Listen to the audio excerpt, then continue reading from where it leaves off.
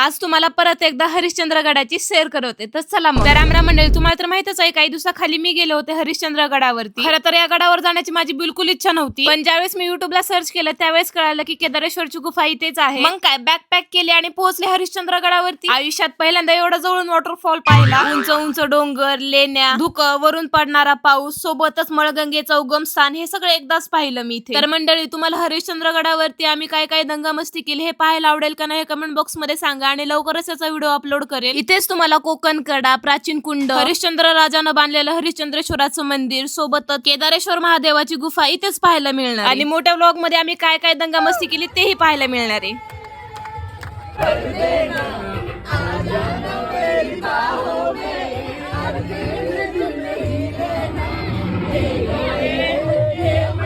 आणि अशी दंगामस्ती करत आम्ही पोहोचलो पुण्यामध्ये. व्हिडिओ डिटेल मध्ये पाहायचं का नाही पटापट कमेंट बॉक्स मध्ये सांगा.